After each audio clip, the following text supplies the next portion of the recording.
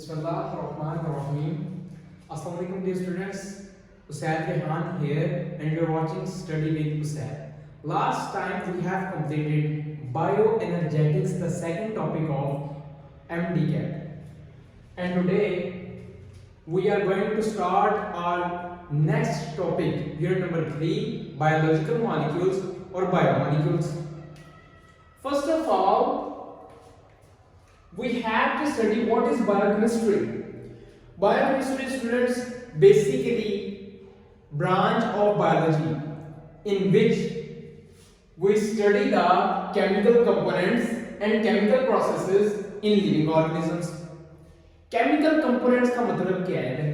मतलब जानना बहुत जरूरी है कि डेफिनेशन कन्वे क्या करना चाहती है स्टूडेंट्स को. केमिकल कंपोनेंट्स का मतलब है कि बायोकेमिस्ट्री का मतलब है कि केमिकल कंपोनेंट्स की स्टडी.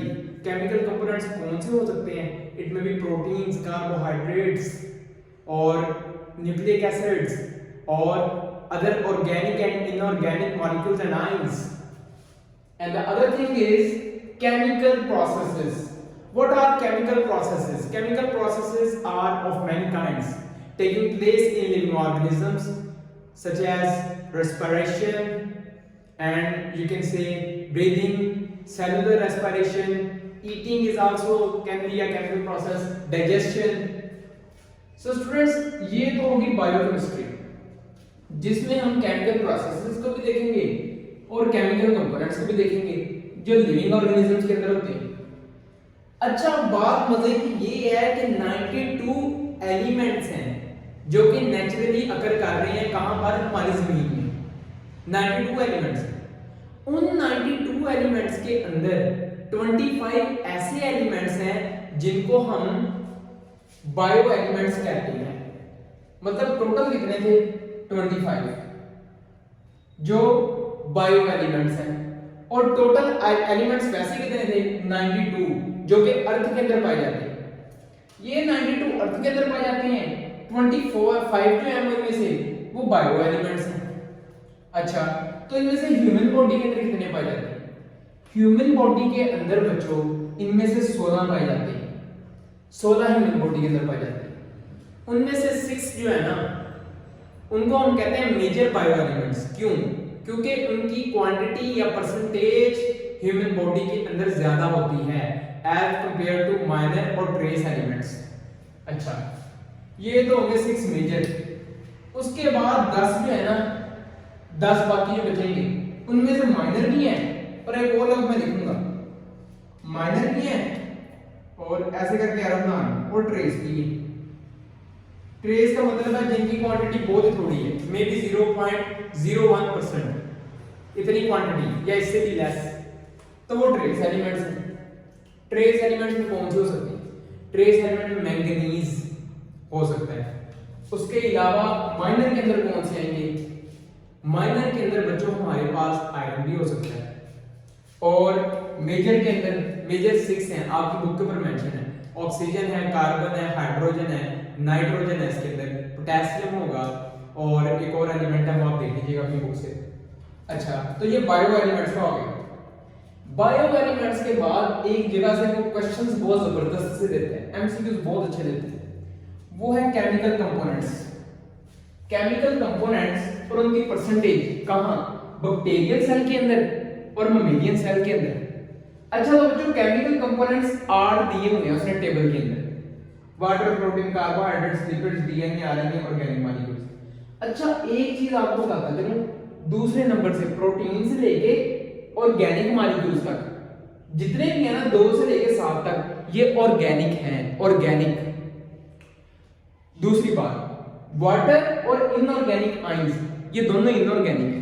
मतलब अगर वो आपसे ये भी पूछ सकता है कि परसेंटेज ऑफ इनऑर्गेनिक मॉलिक्यूल्स, ठीक हो गया, तो आपने वाटर को और इनऑर्गेनिक आयंस को प्लस करके जवाब देना. अगर वो आपसे पूछे परसेंटेज ऑफ ऑर्गेनिक मॉलिक्यूल्स तो आपने ये 2 से लेके 7 नंबर तक, प्रोटीन से लेके ऑर्गेनिक मॉलिक्यूल्स तक, इनको सम अप करके जवाब देना.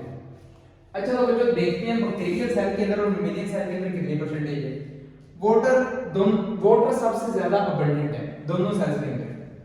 इनऑर्गेनिक है, इनऑर्गेनिक में वाटर सबसे ज्यादा अबंडेंट है, ओवरऑल भी वाटर सबसे ज्यादा अबंडेंट है, ऑर्गेनिक के अंदर प्रोटीन सबसे ज्यादा अबंडेंट है, दोनों में। अच्छा तो जो 70% वाटर दोनों में सेम है। प्रोटीन्स जो है ना बैक्टीरिया में 15%, मेमिलियन सेल के अंदर 18%। कार्बोहाइड्रेट्स की बात की जाए तो बैक्टीरिया सेल के अंदर 3%, जबकि मेमिलियन सेल के अंदर 4%। लिपिड्स की बात की जाए बैक्टीरिया सेल के अंदर 2% और मेमिलियन सेल के अंदर 3%। इसी तरह डीएनए, एक बात बतानी बहुत जरूरी है, डीएनए बैक्टीरिया सेल के अंदर 1% और मेमिलियन सेल के अंदर 0.25%। तो बच्चे कहेंगे इसका मतलब क्या ये है कि बैक्टीरिया के अंदर मेमिलियन सेल से ज्यादा डीएनए है? नहीं बच्चों, ये ओवरऑल टोटल सेल की कंपोजिशन की बात कर रहा है। यानी कि बैक्टीरिया सेल के में डीएनए की जो परसेंटेज है वो मेमिलियन सेल से ज्यादा हो सकती है, मगर amount of DNA bacterial cell में मेमिलियन सेल से ज्यादा नहीं हो सकता। ऐसे ही आरएनए की जो अमाउंट है यानी कि परसेंटेज पहले मैं बताता हूं, परसेंटेज जो है आरएनए की वो बैक्टीरियल सेल में मेमिलियन सेल की निस्बत ज्यादा होगी, मगर अमाउंट जो होगी वो मेमिलियन सेल में ज्यादा होगी as compare to bacterial cell. अच्छा उसके बाद हम आते हैं ऑर्गेनिक मॉलिक्यूल्स के ऊपर। इनमें एंजाइम्स आ जाते हैं, मेटाबोलाइट्स, हार्मोन्स, ये ऑर्गेनिक है सारे, दोनों में सेम परसेंटेज है, इसमें भी 2%, इसमें भी 2%। Percentage composition of mammalian cell and percentage composition of bacterial cell, not amount, we are not discussing the amount. वो मैंने तो बता दिया कि डीएनए आरएनए की अमाउंट मेमिलियन सेल में ज्यादा होगी, मगर परसेंटेज कंपोजिशन की बात की जाए तो वो दोनों की बैक्टीरियल सेल में ज्यादा होगी। और एंड में इनऑर्गेनिक आयंस, इसमें कैल्शियम भी हो सकता है, मैग्नीशियम भी हो सकता है और दूसरे पोटेशियम क्लोराइड एंड वगैरह, वो इसमें बैक्टीरियल सेल में भी 1%, मेमिलियन सेल में भी 1%। तो बच्चों ये टेबल बहुत इंपॉर्टेंट है। और एंड पे एक बार फेडरल ने ये कंक्लूड की है कि प्रोटीन्स, कार्बोहाइड्रेट्स, लिपिड्स और न्यूक्लिक एसिड्स, इन दोनों को मिला के न्यूक्लिक एसिड्स कहूंगा मैं, न्यूक्लिक एसिड्स, ये 4 या 5 चीजें, इनको हम फंडामेंटल बायोमॉलिक्यूल्स कहते हैं। किसको? Proteins, carbohydrates, lipids, nucleic acids, ये दोनों मिला के न्यूक्लिक एसिड। इन 4 चीजों को फंडामेंटल बायोमॉलिक्यूल्स कहते हैं, यानी कि बायोमॉलिक्यूल्स की बुनियाद है ये।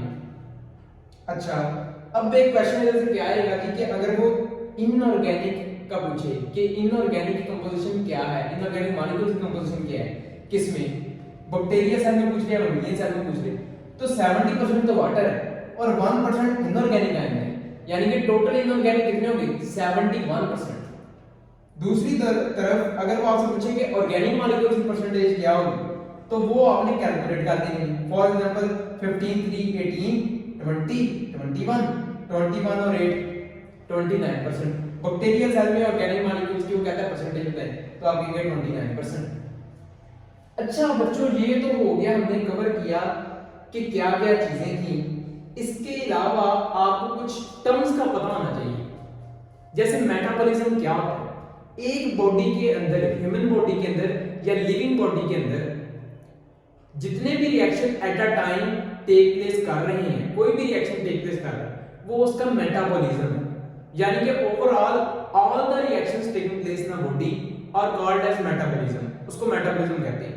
मेटाबॉलिज्म को आगे 2 हिस्सों में डिवाइड किया गया है, एनाबॉलिज्म एंड कैटाबॉलिज्म।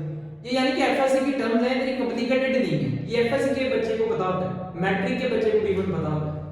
तो कैटाबॉलिज्म डिस्ट्रक्टिव फॉर्म होती है क्योंकि इसमें एक लार्ज पॉलीमर को छोटे-छोटे मोनोमर में तोड़ा जाता है। एनाबॉलिक जो है वो कंस्ट्रक्टिव चीज है, क्या होता है उसमें छोटे-छोटे मोनोमर्स को मिला के एक बड़ी चीज बना दी जाती है।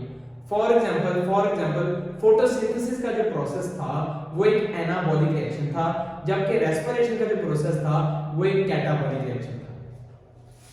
अच्छा तो बच्चों वाटर की तरफ आता हूं। सबसे पहला जो मेजर बायोमॉलिक्यूल है हमारे पास, 70% दोनों सेल को ये दे रहा है, हिस्सा डाल रहा है सेल की कंपोजिशन में, वो है water. So what is important about water? The important thing about water is it comprises 65 to 89% of living bodies. It means that it is the most abundant. biomolecule, or you can say it is the most abundant inorganic molecule in human body and also in other living systems. So it is 85% water is present in brain cells and 20% in bone cells. Students एक बात याद रखिए, most important MCQs, ये मैं कह रहा हूं very important, ये लाइन नहीं भूलनी चाहिए, very very important. 85% brain cells में, 20% बोन सेल्स में, ये बहुत इंपोर्टेंट है। अच्छा, it is raw material in photosynthesis, plants के अंदर या एल्गी के अंदर या फोटोसिंथेटिक जो दूसरे ऑर्गेनिज्म है बैक्टीरिया के अलावा, क्योंकि बैक्टीरिया को हाइड्रोजन सल्फाइड चाहिए, उनके लिए वाटर रॉ मटेरियल है, यानी कि इसके बगैर फोटोसिंथेसिस पॉसिबल ही नहीं। अच्छा बच्चों, एक और चीज, बलूचिस्तान और फेडरल कहती है कि जो जेलीफिश होती है ना, उसकी जो बॉडी है, उसकी बॉडी का टोटल मास का 99% जो यानी कि मास होता है उसकी बॉडी का, वो वाटर से बना होता है, यानी कि उसकी बॉडी 99% वाटर होती है जेलीफिश की। अच्छा, तो आगे चलते हैं, आगे कुछ प्रॉपर्टीज बताई हुई है वाटर को, उसको हमने एक एक करके देखें। पहला है जी हाइपोलैरिटी। पोलैरिटी का मतलब क्या होता है? पोलैरिटी का मतलब होता है पोलर नेचर। पोलर नेचर का मतलब क्या होता है? आसान अल्फाज में समझाऊंगा। पोलर नेचर का मतलब होता है कि partial positive and partial negative charge. For example, water का मॉलिक्यूल अगर आप देखें, hydrogen, oxygen, hydrogen, partial positive charge, partial negative charge and partial positive charge.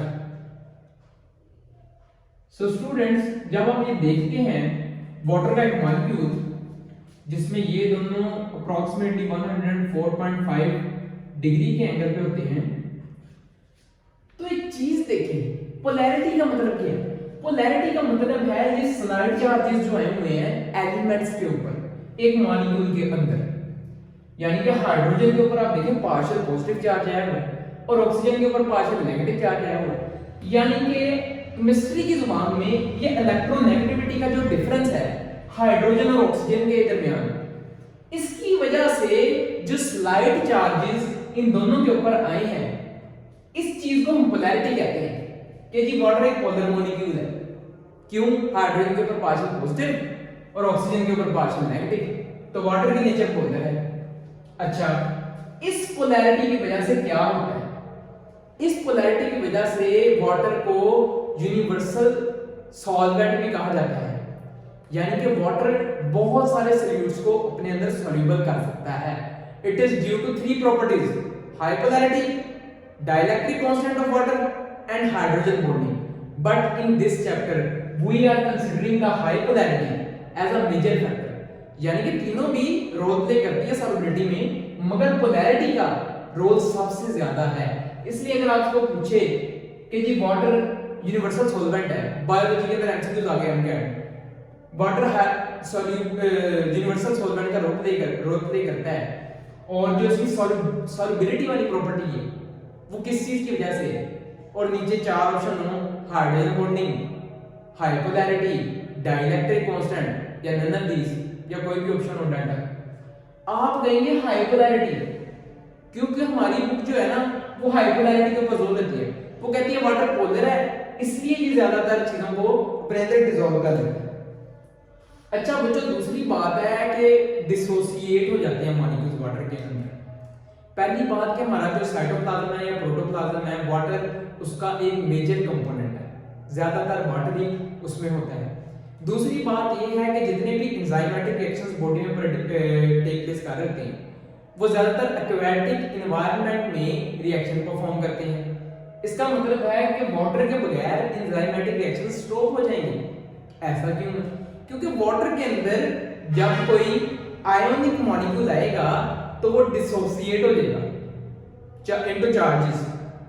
अब वाटर के अंदर कोई भी मॉलिक्यूल आया, वो जो डिसोसिएट हो गया, या कोई भी कंपाउंड आ गया वो डिसोसिएट हो गया। जब डिसोसिएशन होगी, अलग-अलग होंगे, तो आपस में रिएक्शन के चांसेस ज्यादा हो जाएंगे, रिएक्शन के चांसेस ज्यादा हो जाएंगे।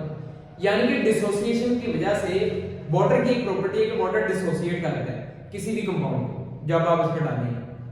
ठीक हो गया? तो जिसकी वजह से रिएक्शन के चांसेस बढ़ जाते हैं। इसलिए ज्यादातर रिएक्शंस जो हमारी बॉडी के अंदर होते हैं वो वाटर में हो रहे होते हैं, water as a medium act करता है। अच्छा बच्चों, तो ये थी पोलैरिटी की प्रॉपर्टी। नंबर 2 पे हमारे पास है हीट कैपेसिटी। हीट कैपेसिटी का मतलब है number of calories, number of calories required to raise the temperature of water through 1 degree centigrade. यानी कि अगर मेरे पास 1 किलोग्राम वाटर है, उसका मैं टेम्परेचर 15 डिग्री सेंटीग्रेड से 16 डिग्री सेंटीग्रेड के ऊपर लेके जाना है, तो मुझे 1 कैलोरी रिक्वायर्ड है, 4.18 जूल हीट रिक्वायर्ड है। इसका मतलब ये है हीट कैपेसिटी। वाटर की हीट कैपेसिटी बहुत हाई होती है, water has high heat capacity. अच्छा, इसकी वजह से water act as temperature stabiliser या टेम्परेचर रेगुलेटर। यानी कि अगर मेरी बॉडी के अंदर वाटर है तो वाटर मेरी बॉडी के अंदर टेम्परेचर को रेगुलेट करेगा, टेम्परेचर को ना ज्यादा बढ़ने देगा ना ज्यादा कम होने देगा, रेगुलेट करेगा। ज्यादातर इसका रोल है बढ़ने के अंदर, कि जब टेम्परेचर बढ़ रहा हो तो वाटर बढ़ने नहीं देता है, तो टेम्परेचर रेगुलेटर या स्टेबलाइजर के तौर पे एक्ट करता है। Number 2, protection against sudden thermal changes. जो एक्सटर्नल एनवायरनमेंट में होम्योस्टेसिस नाम से पढ़ा होना है, जब सडन थर्मल चेंजेस आते हैं, टेम्परेचर यकदम बढ़ जाता है, तो वाटर यानी कि अगर मैं हूं तो मुझे पसीना आने लग जाएगा, जिसकी वजह से कूलिंग इफेक्ट प्रोड्यूस होगा, और वाटर मेरे जिस्म के टेम्परेचर को रेगुलेट या स्टेबलाइज या कांस्टेंट रखने की कोशिश करेगा। अच्छा, तीसरे पे ड्यू टू हाइड्रोजन बॉन्डिंग। ये जो प्रॉपर्टी है ना हीट कैपेसिटी की, ये हाइड्रोजन बॉन्डिंग की वजह से, यानी कि hydrogen bonding is considered stronger than dipole-dipole forces। ये भी एक स्ट्रॉन्गर इंटरमोलेकुलर फोर्स है, जिसकी वजह से वाटर के मॉलिक्यूल को तोड़ने के लिए एनर्जी ज्यादा चाहिए होती है, एनर्जी ज्यादा चाहिए होती है। इसलिए एनर्जी ज्यादा चाहिए होती है तो water act as temperature stabiliser, और ये वाटर की हाई हीट कैपेसिटी है कि वाटर को ज्यादा हीट चाहिए होती है, ज्यादा हीट बर्दाश्त कर सकता है वाटर।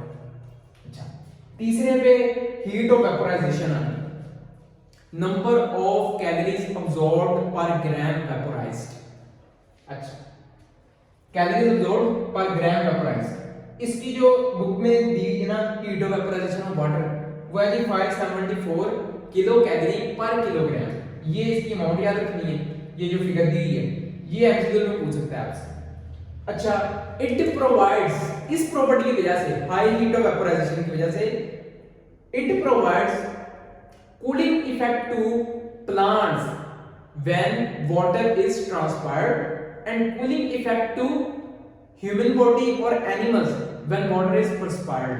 प्लांट्स के अंदर जब ट्रांसपायरेशन होती है तो उसकी वजह से वाटर टेम्परेचर को मेंटेन करता है या कूलिंग इफेक्ट करता है प्लांट को, ठीक हो गया, ताकि उसके टेम्परेचर को एक जगह पे रखा जाए, टेम्परेचर ज्यादा फ्लक्चुएट ना कर जाए। और ह्यूमन बॉडी के अंदर भी ऐसा ही है कि हमें पसीना आता है, जिसकी वजह से हमारा बॉडी का टेम्परेचर एक सतह पर ही रहता है, ना उससे ज्यादा ऊपर जाता है ना उससे ज्यादा नीचे आता है। इसमें वाटर का रोल है। पसीना आता है तो हमें कूलिंग इफेक्ट प्रोड्यूस होता है, यानी कि ऐसा लगता है ठंड ठंड सी लग रही है जब पसीना आता है, तो वो भी वाटर की वजह से, heat of vaporisation. Cohesion and adhesion, cohesion का पता है कि आपको फोर्स ऑफ अट्रैक्शन है बिटवीन सिमिलर मॉलिक्यूल्स, और एडहेजन का मतलब है force of attraction between two different molecules. जैसे कोहेजन कैसे होगी, वाटर की जो टेंशन होती है ना, फॉर एग्जांपल वाटर जब प्लांट्स के अंदर ऊपर जाता है तो वो कोहेजन की मदद से जाता है। कैसे कैसे क्योंकि वाटर के जो एक मॉलिक्यूल है ना वाटर का, वो दूसरे मॉलिक्यूल्स के साथ एक special type of force develop कर लेता है, जिसको हम कोहेजन कहते हैं। और एडहेजन, वाटर ये वो अट्रैक्शन है जो वाटर किसी नॉन पोलर मॉलिक्यूल के साथ डेवलप करे, उसको हम एडहेजन कहेंगे। तो इसकी वजह से, इस प्रॉपर्टी की वजह से water act as transport medium, इस प्रॉपर्टी की वजह से, कोहेजन और एडहेजन की वजह से। वेरी वेरी इंपॉर्टेंट बच्चों, hydrophobic exclusion. For example, if you drop oil, if you drop oil in water, for example water है मेरे पास एक बीकर के अंदर, I drop oil in water, then oil will not mix into water, rather it will stay at the surface of water. ऐसा क्यों है? ऐसा है हाइड्रोफोबिक एक्सक्लूजन की वजह से। वाटर और नॉन पोलर मॉलिक्यूल्स एक दूसरे के अंदर सॉल्युबल ही नहीं, इसलिए वाटर उसको अपने अंदर मिक्स नहीं करता। अच्छा, ये बहुत इंपॉर्टेंट एमसीक्यू है, इस साल भी एमटीकेट 2023 में आया है और हमारी अकेडमी में भी 2-3 दफा ये एमसीक्यू रिपीट हुआ कि water hydrophobic exclusion play role in maintaining integrity of lipid bilayer membrane. जो प्लांट की या एनिमल सेल की सेल मेम्ब्रेन है ना, आप जब पढ़ेंगे हम उसको चैप्टर नंबर 4 के अंदर, सेल मेम्ब्रेन के अंदर पोलर पार्ट होता है, फिर नॉन पोलर पार्ट होता है। जो नॉन पोलर पार्ट होता है ना, वो हाइड्रोफोबिक एक्सक्लूजन करता है, यानी कि वो हाइड्रोफोबिक होता है, वो वाटर हेटिंग होता है, जिसकी वजह से integrity of cell membrane maintain रहती है और सेल मेम्ब्रेन वाटर के अंदर डिसॉल्व नहीं होती, क्योंकि वो तो नॉन पोलर पार्ट है। कौन सा वाला? जो सेल मेम्ब्रेन के अंदर वाली साइड पे होता है, उसकी टेल्स। अच्छा बच्चों, हाइड्रोफोबिक एक्सक्लूजन भी हमने पढ़ लिया। हाइड्रोफोबिक एक्सक्लूजन में वो आपसे यही पूछेगा कि फॉर एग्जांपल वाटर क्या रोल प्ले करेगा, आपने कहना जी सेल मेम्ब्रेन की इंटीग्रिटी के लिए रोल प्ले करेगा, और क्या है जी, वाटर किसी भी नॉन पोलर चीज को अपने अंदर मिक्स नहीं होने देता। ये भी बात याद रखनी, बहुत इंपॉर्टेंट रोल। लुब्रिकेशन, टीयर्स को आप देखते हैं, जब हम अपनी आईज रब करते हैं हमारी आईज डैमेज हो सकती है, मगर हमारी टीयर्स जो होते हैं, आंसू जो होते हैं, वाटर टाइप होते हैं, ठीक हो गया, लिक्विड टाइप होते हैं, जिसकी वजह से फ्रिक्शन पैदा होती है और रबिंग ऑफ आईलिड्स प्रिवेंट करती है, ताकि ये आपस में रगड़ ना हो जाए और कुछ तरह से जख्म ना हो। पेरिकार्डियल फ्लूइड आपने देखा होगा, पेरिकार्डियम जो हार्ट को सराउंड करता है, उसके अंदर पेरिकार्डियल फ्लूइड होता है, ताकि हार्ट एक्सटेंड करे या कॉन्ट्रैक्ट करे तो उसको कोई नुकसान ना हो, फ्रिक्शन बचाता है दूसरे ऑर्गन से। इसी तरह साइनोवियल फ्लूइड जो कि साइनोवियल जॉइंट्स के अंदर होता है, और प्लूरल फ्लूइड जो कि लंग्स को प्लूरल मेम्ब्रेन प्लूरा सराउंड करती है, उसके अंदर प्लूरल फ्लूइड होता है। वो भी लंग्स की कॉन्ट्रैक्शन और एक्सपेंड जब करते हैं लंग्स, तो उनमें वो हेल्प करता है। कैसे? वो रगड़ बचाता है, रगड़ बचाता है। अगर तो रगड़ होगी तो ऑर्गन डैमेज हो जाएगा। तो वाटर लुब्रिकेशन के अंदर एक मेजर रोल प्ले करता है। करें ना, मतलब कि H2O को डिसोसिएट किया जाए इनटू इट्स आयंस, तो H पॉजिटिव और OH नेगेटिव आयंस हमें मिलते हैं, और 10⁻⁻7 मोल पर लीटर H पॉजिटिव या OH नेगेटिव मिलते हैं। आयोनाइजेशन जो है ना, वो वाटर के अंदर रिएक्शंस होने के लिए या किसी भी कंपाउंड का वाटर के अंदर सॉल्युबल होने के लिए मेजर रोल प्ले करता है। वाटर की ये आयोनाइजेशन वाली रोल। अच्छा बच्चों, वाटर देख लिया हमने, ये वाटर में से कोई भी एमसीक्यूज आपसे पूछ सकता है। कार्बोहाइड्रेट्स के, carbohydrates are basically a combination of two words. The first one is carbon, carbon means carbon, and the other one hydrates, it means water. Hydration or hydrates, it means water. It means hydrated carbons or the compound containing carbon and hydrogen, compound containing carbon and water, and they are also known as hydrated carbons. तो हमारी PTB कहती है जी कि इनको क्या कहा जाता है, इनका दूसरा नाम है saccharides. Saccharide is derived from saccharon, and saccharon is a Greek word which means sugar. ये पहली लाइन सैकराइड के बारे में आपको बताएगी कि कहां से डिराइव किया गया, ग्रीक से। एमसीक्यूज है। दूसरी बात, इनकी डेफिनेशन कैसे, केमिकली कैसे डिफाइन किया जाता है। Chemically they are defined as polyhydroxy aldehydes or ketones which on hydrolysis yield polyhydroxyaldehyde और ketones subunits। वो कहते हैं ये polyhydroxy aldehyde या ketone, ये aldehyde या ketone होंगे। polyhydroxy, बहुत सारे हाइड्रोक्सिल ग्रुप लगे होंगे जो कि हाइड्रोलिसिस पे, मतलब जब इनके साथ वाटर को ऐड किया जाएगा तो ये अल्डिहाइड और कीटोन के बहुत सारे सब यूनिट्स देंगे, मोनोमर्स देंगे। अच्छा, प्राइमरी एनर्जी सोर्स है, इसका मतलब क्या है? इसका मतलब हमारी बॉडी के अंदर कार्बोहाइड्रेट्स हों, लिपिड्स हों, प्रोटीन्स हों, तो सबसे पहले बॉडी जिसको as a source of energy use करेगा वो कौन से होंगे? वो होंगे कार्बोहाइड्रेट्स। नंबर 2 पे लिपिड्स यूज करेगा, नंबर 3 पे प्रोटीन्स यूज करेगा। अच्छा, next point number 4 is main constituent of cell wall. बच्चों सेल वॉल जो होती है ना, कार्बोहाइड्रेट उसका मेन कंस्टिट्यूएंट है। कैसे? क्योंकि जो प्लांट्स के अंदर सेल वॉल होती है वो सेलुलोज की बनी होती है। सेलुलोज क्या है? Cellulose is a polysaccharide, it is a carbohydrate, and in fungus it is composed of chitin cell wall and chitin is also a carbohydrate। so बच्चों मेन कंस्टिट्यूएंट है सेल वॉल का, cell wall mainly बनती ही carbohydrate से। अगली बात, main source is green plants. Carbohydrates का main source क्या है? वो कहता है ये कहां से आ रही है? ये बच्चों ग्रीन प्लांट से आ रही है। कैसे? कैसे? फोटोसिंथेसिस का अमल हमने पढ़ा, उसमें हमारे पास ग्लूकोज पैदा होती है। तो वो ग्लूकोज क्या किसी ने पौधे को दी थी कि भाई साहब आप ये रख लें? नहीं, पौधे ने खुद जनरेट की थी। कैसे? By using solar energy. तो मतलब ग्रीन जो प्लांट्स हैं वो मेन सोर्स है किसका? कार्बोहाइड्रेट्स का। कार्बोहाइड्रेट्स और किसमें होंगे? सेलुलोज में, कॉटन, पेपर, स्टार्चेस, इसी तरह केन शुगर, ठीक हो गया, शुगर जिस टाइप की हो, brown sugar, cane sugar, anyways जो भी शुगर होगी। Conjugated molecules. बच्चों कार्बोहाइड्रेट्स ना बार एक चालाकी करती हैं। क्या करती हैं? वो कभी प्रोटीन्स के साथ मिल जाती हैं और कभी लिपिड्स के साथ मिल जाती हैं। जब ये प्रोटीन्स के साथ मिले इनको हम कहते हैं ग्लाइकोप्रोटीन्स, और जब ये लिपिड्स के साथ मिले इनको हम कहते हैं ग्लाइकोलिपिड्स। तो ये जो ग्लाइकोलिपिड्स और ग्लाइकोप्रोटीन्स हैं ये दोनों कॉन्जुगेटेड मॉलिक्यूल्स हैं, और कॉन्जुगेटेड मॉलिक्यूल्स भी सेल के अंदर, सेल की सेल मेम्ब्रेन के अंदर इंटेग्रिटी का रोल प्ले करती हैं। ये सेल की सेल मेम्ब्रेन का एक पार्ट है। कौन? ग्लाइकोलिपिड और ग्लाइकोप्रोटीन्स। ग्लाइकोप्रोटीन हमने लास्ट चैप्टर वायरस में भी पढ़ा कि जब GP120 और GP41 वो भी तो ग्लाइकोप्रोटीन है ना, और CD4 सेल्स उनके ऊपर जो रिसेप्टर्स लगे होते हैं वो भी ग्लाइकोप्रोटीन। तो ग्लाइकोप्रोटीन तो हम आगे भी बहुत जगहों में पढ़ेंगे। आपने याद रख देना कि कॉन्जुगेटेड मॉलिक्यूल्स भी कार्बोहाइड्रेट्स बनाती हैं when they are combined with proteins और lipids। Next one, there are some terms and I want to recognize it to you people.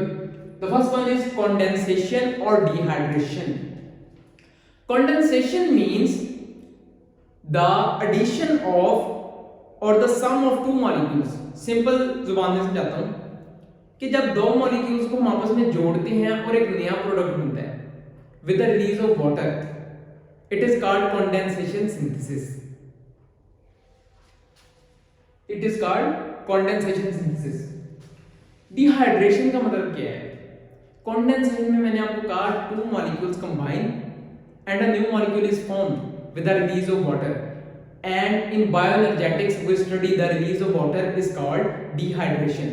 इसलिए condensation और dehydration को इधर फिलहाल हम एक मायने में ले रहे हैं, मगर condensation और तरह की भी हो सकती है। बालूकात बच्चों अमोनिया भी रिलीज हो सकता है NH3, और बालूकात और मॉलिक्यूल्स भी रिलीज होती है। तो फिलहाल हम डिहाइड्रेशन और कंडेंसेशन को एक मायने में ले रहे हैं कि वाटर रिलीज हुआ और हमारे पास एक नया प्रोडक्ट बन गया। हाइड्रोलिसिस क्या है? हाइड्रोलिसिस बेसिकली कंडेंसेशन का इनवर्स है, रिवर्स है। हाइड्रोलिसिस में होता क्या है? लिसिस का मतलब है तोड़ना, हाइड्रो का मतलब है वाटर। हाइड्रोलिसिस का मतलब क्या हुआ? हाइड्रोलिसिस का मतलब है कि किसी पॉलीमर के अंदर वाटर को ऐड करना और उसको मोनोमर्स के अंदर ब्रेक कर देना। इस प्रोसेस को हम हाइड्रोलिसिस कहते हैं। वाटर को ऐड करना पॉलीमर के अंदर और उसकी डिस्ट्रक्शन कर देना या उसको कन्वर्ट कर देना इनटू मोनोमर्स, और ये इनवर्स है या रिवर्स है किसका? कंडेंसेशन और डिहाइड्रेशन का। तो बच्चों आज हमने इंट्रोडक्शन पढ़ा कार्बोहाइड्रेट्स का और वाटर सारा पढ़ा, और देखें कि बायोलॉजिकल मॉलिक्यूल्स क्या हैं। नेक्स्ट लेक्चर में I will be back with the detail of carbohydrates. तब तक के लिए अपना ख्याल रखिए। अल्लाह हाफ़िज़।